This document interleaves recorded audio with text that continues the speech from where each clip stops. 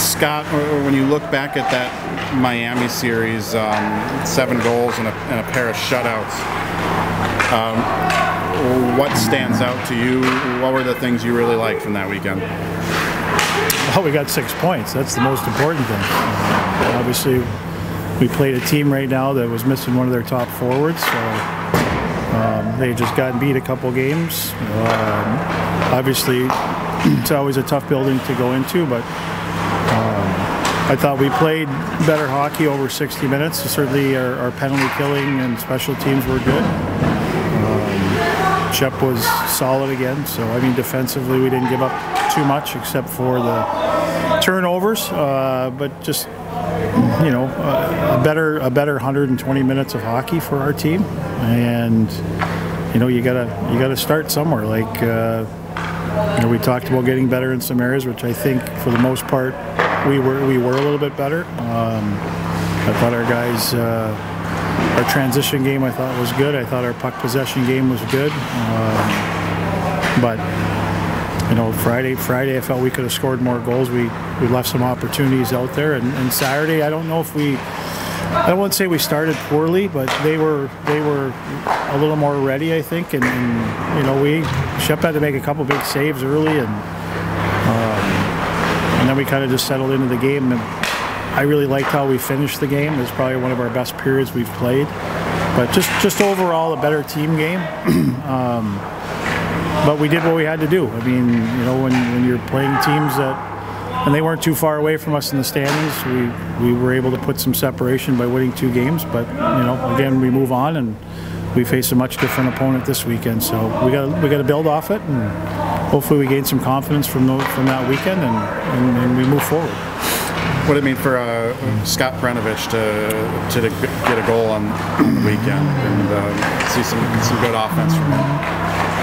I don't know. I think anytime you get scoring from any of your defense, but it's good. I mean, Scotty's an offensive guy for us. It probably felt good for him. He hasn't had a goal in a while, and I just liked how we got it. We talked about getting traffic at the net and shooting pucks on the power play, and he did that with traffic, and I think it went off one of their guys, or there was some deflection in front, but we got the puck to the net, and I think if he shoots more, he'll have more opportunities to score, and also for our power play, he'll create some other second and third chances. So I just liked how the goal happened, and then obviously it was a big goal for us too, and so I mean the execution was good.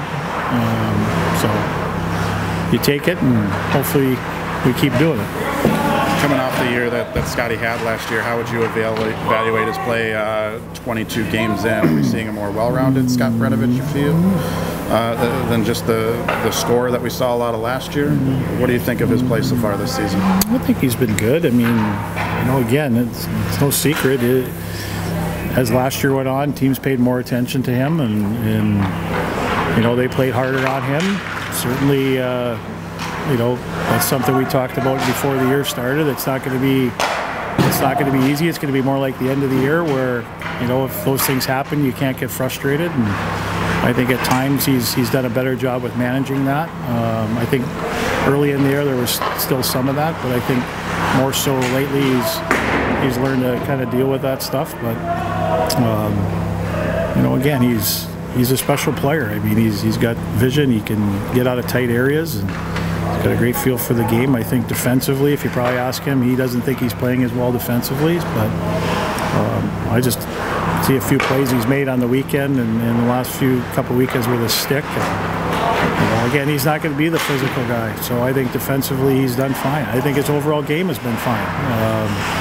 Everybody reads too much into points, and you know what? For me, it's not about that. It's trying to be consistent, develop a level of play that's consistent, and I still don't think he's been, where I think he could be, but I've seen parts of that.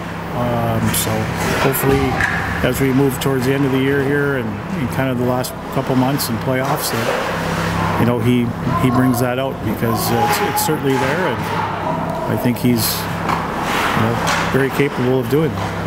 We talk a lot about Justin Richards and his ability to create offense for himself and those around him. The only guy that's been on the ice for more goals than Richie has been Scott Perunovich. How key is he to helping create offense? And maybe sometimes just because he doesn't get a goal and assist, I mean, he's still a force and a reason that you guys put up goals, right? Well, he plays a lot, number one.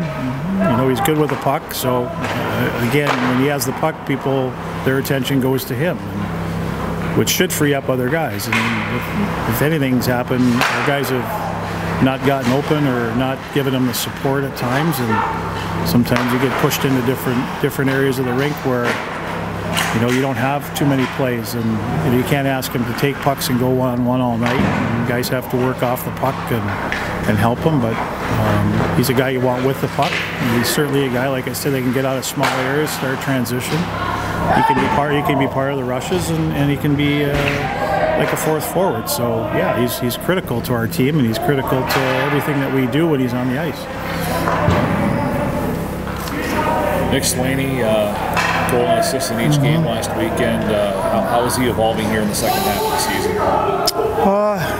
Been pretty good since he's come back from missing the Western weekend. I mean, even Adam and Jason said he played well in the tournament, and but we need that. You know, again, for him, he's got to find the back of the net. He's got to create offense, and I think he's done that better here as we started the second half. So, you know, he's a guy we rely on to be an offensive contributor, to score goals, and I think last weekend was good for him. Obviously, a great shorthanded goal and some opportunities too on the 5-on-5. But you know, again, I think he's had a better start to the second half. And once guys start finding that a little bit, those guys hopefully can keep, you know, building confidence to continue that each weekend, and I'm hoping Nick's on that path right now.